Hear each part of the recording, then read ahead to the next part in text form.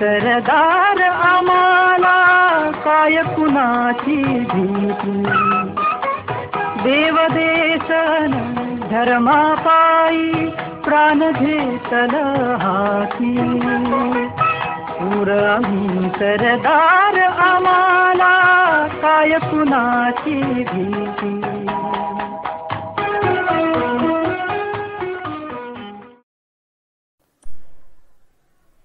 नमस्कार साहित्य उत्सव. मी राधिका बाकले. गौरवशाली इतिहासाची जाण असेल तरच सुवर्णमय भविष्यकाळ घडवता येतो हे वास्तव तुम्ही आम्ही नेहमीच स्वीकारायला हवे. आणि यासाठीच साहित्य उत्सव घेऊन येत आहे इतिहासाच्या पानावर स्वतःच्या अस्तित्वाचा ठसा उमटवणारे, मग ते नायक असो वा महानायक, प्रत्येकाची दखल घेणारे विशेष सदर निखिल भेंडे यांच्या सोबत मी इतिहास बोलतोय.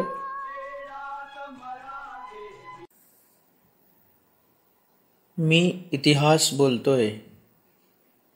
साहित्य उत्सव समूहावरील सर्व रसिक श्रोत्यांना नमस्कार. बाबिलोन शहराबद्दल आपण माहिती मिळवली मागील भागामध्ये. बाबिलोन प्रमाणेच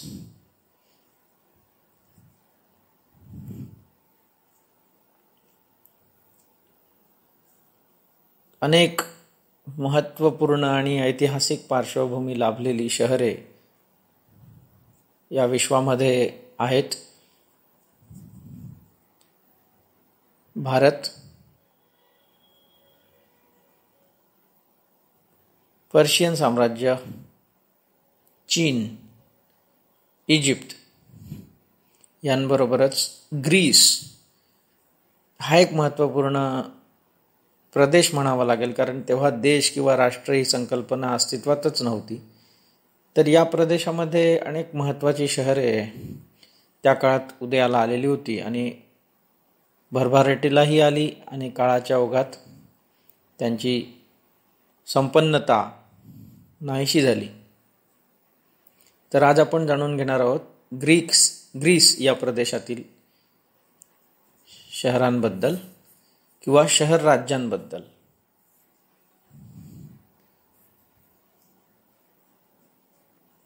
प्राचीन काळामध्ये अनेक संस्कृती उदयाला आल्या होत्या, ज्यापैकी आपण पर्शियन साम्राज्य पाहिलं. त्यानंतर भारतीय संस्कृती आपल्याला माहिती आहे. त्याचप्रमाणे ग्रीक संस्कृती ही एक महत्त्वपूर्ण संस्कृती होती. भारतामध्ये जशी महाजनपदे होती, 16 महाजनपदे, त्याचप्रमाणे हजाराच्या जवळपास नगरराज्ये ग्रीसमध्ये अस्तित्वात होती. भूमध्य सागरच्या उत्तरेला असलेल्या ग्रीस प्रदेशामध्ये, ज्याला आपण आज ग्रीस म्हणतो, ही संस्कृती उदयाला आली. ही संस्कृती ग्रीस मुख्य भूमी तसेच अनेक छोटी छोटी बेटे यांवर वसलेली होती. यात 1000हून नगरराज्ये अस्तित्वात होती, परंतु त्यापैकी 3 नगरराज्ये ही महत्त्वाची आहेत: अथेन्स, स्पार्टा आणि ऑलिम्पिया.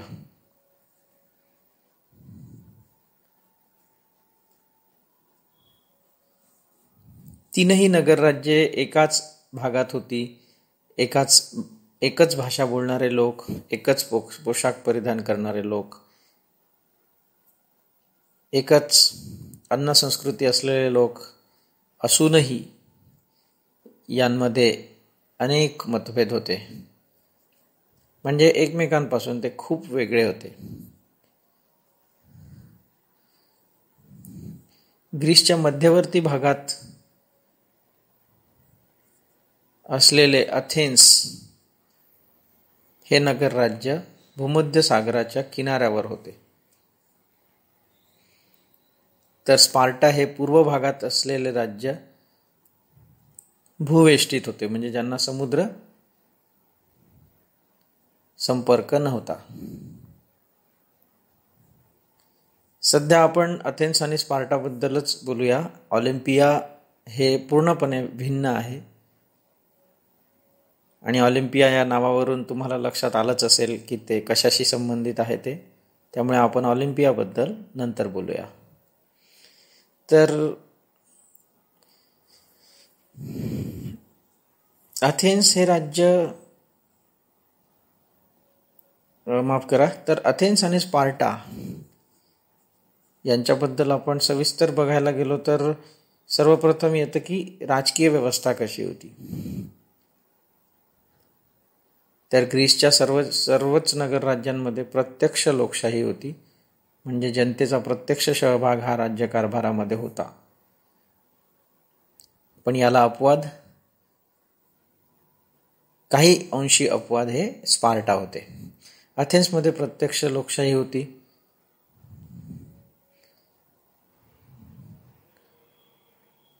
दर महिन्याला 6,000 लोकांची असेंब्ली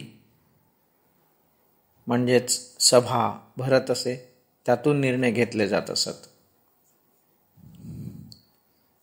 जनतेच्या प्रत्यक्ष सहभागातून निर्णय घेण्याची ही व्यवस्था म्हणजेच लोकशाहीची व्यवस्था ग्रीसने जगाला दिलेली आहे. परंतु यामध्येही काही अंशी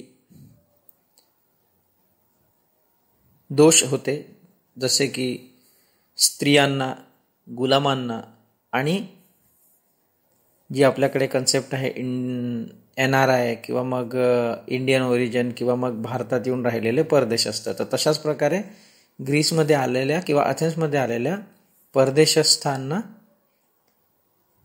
या सभेमध्ये परवानगी नव्हती. या उलट स्पार्टामध्ये राज्यव्यवस्था ही राजशाही सारखी होती. 2 राजे राज्यकारभार बघत असत, त्यांना मदत करण्यासाठी मंत्री परिषदही असे. परंतु यावर निश्चितच प्रत्यक्ष लोकशाही असल्यामुळे जनतेतून निर्माण झालेली असेंब्लीचे काही अंशी नियंत्रण राहत असे. येथेही गुलामांना कुठलेही अधिकार नव्हते. आर्थिक बाबतीचा विचार केला जाता अथेन्सची अर्थव्यवस्था ही पर्यावरणाशी किंवा वनांशी संबंधित होती.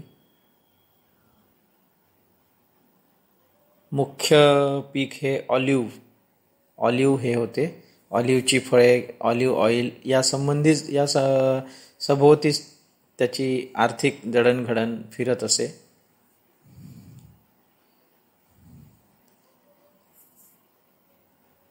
स्पार्टाच्या बाबतीतही जवळपास हेच होते. राहिला प्रश्न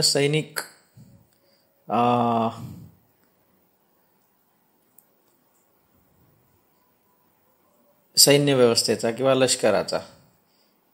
या बाबतीत अथेन्स समुद्रकिनाऱ्याजवळ असल्यामुळे त्यांची नौसेना ही सुसज्ज होती. इतिहासातील नोंदीनुसार म्हटले जाते की त्या काळात अथेन्स नौसेनेकडे 400 युद्धनौका आणि 80,000 खलाशी होते. या उलट स्पार्टाची सेना म्हणजे भूसेना सुसज्ज होती. अथेन्समध्ये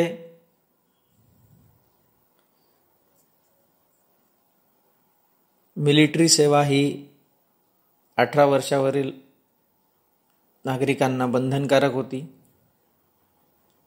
तर स्पार्टामध्ये ती त्यापेक्षाही कडक होती. वयाची 7 वर्ष पूर्ण झाल्यानंतरच त्यांनी मिलिटरी प्रशिक्षण द्यायला सुरुवात तेव्हा केली होती.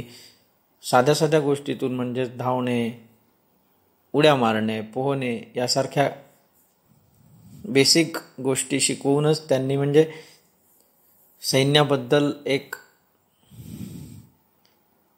भावना जनतेमध्ये निर्माण केली होती. अथेन्स मात्र या बाबतीत थोडेसे प्रागैतिक होते, जेथे त्यांनी 18 वर्षे ही मर्यादा ठेवल्यामुळे शिक्षणाच्या क्षेत्रात अथेन्स हे राज्य स्पार्टापेक्षा अग्रेसर होते. आणि त्यामुळेच आपल्याला माहिती आहे की सॉक्रेटिस, स्पार्टाकस, ॲरिस्टॉटल, प्लेटो यासारखे जे तत्त्वज्ञ आहेत हे अथेन्समध्येच उदयाला आले.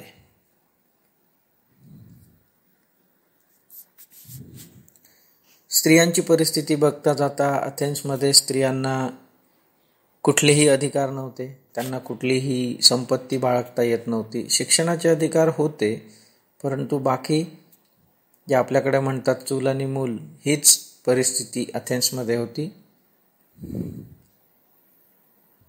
या बाबतीत स्पार्टा थोडेसे प्रगतिशील होते.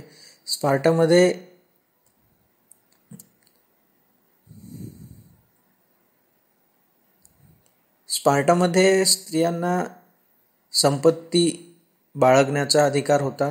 तसेच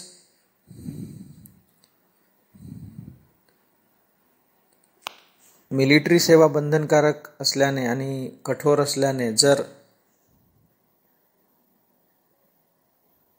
पती बराच काळ घरापासून लांब असेल किंवा मृत झाला असेल तर पुनर्विवाह करण्याची संमती स्पार्टामध्येही स्त्रियांना होती.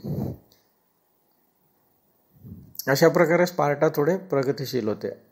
एकंदरीत स्त्रियांची परिस्थिती ही खालावलेलीच होती, कारण दोन्ही ठिकाणी स्त्रियांना राज्यकारभारात भाग घेण्याचा अधिकार नव्हता. तर अथेन्स आणि स्पार्टा यांमध्ये असे मतभेद होते. दरम्यान अथेन्स आणि स्पार्टा या दोघांनीही पर्शियन साम्राज्य नष्ट करण्यामध्ये महत्त्वाची भूमिका वठवली. आपल्या नौसेनेच्या जोरावर अथेन्सने, तर कुशल भूसेनेच्या जोरावर, ज्या आपण हिरोडोटसच्या माहितीमध्ये तसेच पर्शियन साम्राज्याच्या माहितीमध्ये आपण पाहिलेच आहे की बॅटल ऑफ 300 मध्ये कसे स्पार्टाने पर्शियन साम्राज्याला हरवले. तर यातूनच पर्शियन साम्राज्याचा अडसर दूर झाल्यामुळे अथेन्स आणि स्पार्टा यामध्ये चढाओढ निर्माण झाली आणि नगर राज्यांमध्ये कोण बलाढ्य आहे याबद्दल स्पर्धा निर्माण झाली. यातूनच आपले दोस्त नगर राज्य शोधायला सुरुवात केली आणि अशा प्रकारे 2 नगर राज्यांचे गट उदयाला आले आणि त्यांच्यात, ज्याला आपण गृहयुद्ध म्हणतो, ते सुरू झाले. अनेक युद्ध झाली. कधी अथेन्सचा विजय झाला, नौसेनेच्या जोरावर अथेन्सचा विजय झाला, तर कधी भूसेनेच्या जोरावर स्पार्टाचा विजय झाला. परंतु इसवी सन पूर्व 335च्या जवळजवळ अथेन्स आणि स्पार्टा या दोन्ही नगर राज्यांमधील गृहकलहाचा फायदा मेसिडोनिया या शेजारील प्रदेशाने घेतला आणि फिलिप दुसरा, जो अलेक्झांडरचे वडील, त्यांनी या दोन्ही नगर राज्यांचा पराभव केला आणि ग्रीक संस्कृती जवळजवळ संपुष्टात आणली. तर या दोन्ही नगर राज्यांमध्ये संघर्ष सुरू होता. असे असताना एक नगर राज्य हे या सर्वांपासून वेगळे होते. तिथे युद्ध नव्हते, तिथे शांतता होती, तिथे रक्तपात नव्हता, तिथे आनंद होता, तिथे मजा मस्ती होती, तिथे उत्साह होता. कारण ऑलिम्पिया हे म्हटल्यावर आपल्याला लक्षात आले असेलच, हे ऑलिम्पिकशी संबंधित आहे आणि हे ऑलिम्पिकशीच संबंधित आहे. इसवी सन पूर्व 776 मध्ये ऑलिम्पिया या शहरात म्हणजे सर्वच ग्रीक नगर राज्यातील लोक एकत्र झाले आणि त्यांनी स्पर्धा केल्या. पण त्या स्पर्धा निश्चितच आजच्या ऑलिम्पिकप्रमाणे नव्हत्या, खेळाच्या नव्हत्या, तर त्या शास्त्रास्त्र चर्चा, संगीत आणि काव्य या संदर्भात होत्या. पुढे त्यामध्ये मुष्टियुद्ध आणि छोट्या मुष्टियुद्ध, भालाफेक, कुस्ती यासारख्या खेळांचा समावेश झाला आणि या स्पर्धा दर 4 वर्षांनी ऑलिम्पिया या शहरात होऊ लागल्या. या स्पर्धा हा ग्रीक संस्कृतीचा एक अभिन्न भाग झाला. स्पर्धा शतकानुशतके सुरू राहिल्या, परंतु इसवी सन पूर्व 391 मध्ये इसवी सन 391 मध्ये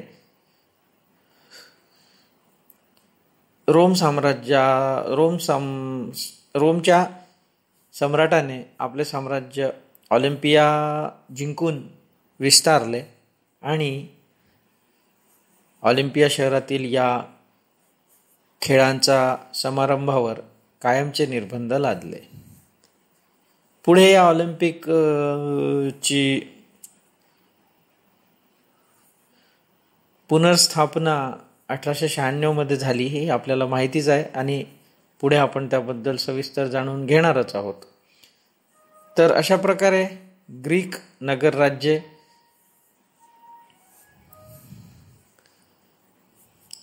आपण पाहिली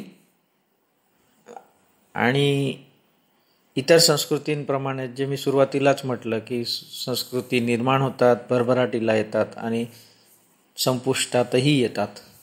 हे त्रिकालाबाधित सत्य आहे जे नाकारता येत नाही आणि तेच ग्रीक नगरराज्यांबद्दल सुद्धा घडले. दोघं जर भांडत असेल तर तिसऱ्याचा हा फायदा होतोच आणि तिसरा तो फायदा घेतल्याशिवाय राहत नाही. म्हणूनच अथेन्स आणि स्पार्टा यांच्या भांडणामुळे ग्रीक संस्कृती संपुष्टात आली. धन्यवाद. दर्जेदार साहित्याचा आणि कलाकृतींचा आस्वाद घेण्यासाठी जॉईन करा साहित्य उत्सव व्हॉट्सॲप किंवा टेलिग्राम ग्रुप.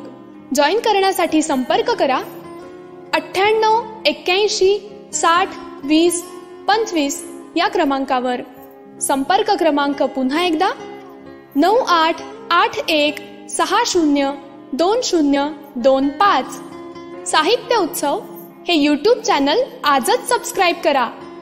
साहित्य उत्सवच्या फेसबुक पेजला जरूर भेट द्या, कारण ज्ञान आणि मनोरंजन यांचं अतूट नातं म्हणजे साहित्य उत्सव.